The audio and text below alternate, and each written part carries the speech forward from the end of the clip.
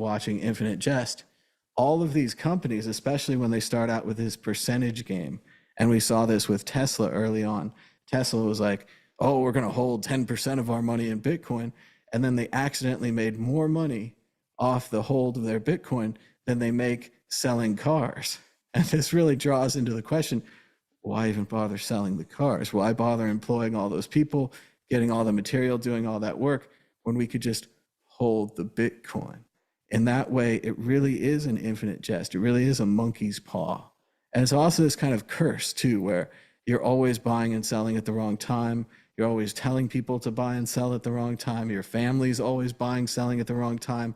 But at the long scale, these Bitcoin bets keep killing it, right? On a long enough scale, which is what Blake used to say all the time. If you guys used to listen to Blake, on a long enough time scale, Bitcoin seems to go up. And that really does seem exactly, as Schrodinger in the chat says, maybe I should quit my job and just borrow to buy Bitcoin instead. Really, that's the thing. As well as, and I knew this a long time ago with content creation, I should have quit this. I should have quit all of my jobs, went to work at Subway or computer repair or wherever I could have gotten the most money and put the most money in early, because there really was this huge advantage to getting to Bitcoin early. And I'm not sure I really got there. And a lot of other people, I'm sure, that feel the same way. And you certainly buy and sell and lose a lot of your Bitcoin along the way, but not if you're Michael Saylor, not if you have millions of dollars.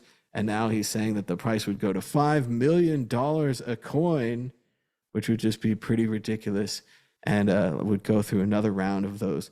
Oh, I spent this Bitcoin on beer. I spent this Bitcoin on a magnet that says Sacramento Kings, and many other people, I'm sure, who bought and sold at the wrong time. And again, and on a long enough scale, it seems like any sell is a bad sell. And we've said this before, and Meister said this, and others have said it. But it's really strange to see this kind of internet nerd, libertarian, computer geek virus, whatever you want to say, jump over into the mainstream, into these finance guys, where now it's these finance guys who are running around saying, we've got to get more Bitcoin. We've got to get everything into Bitcoin.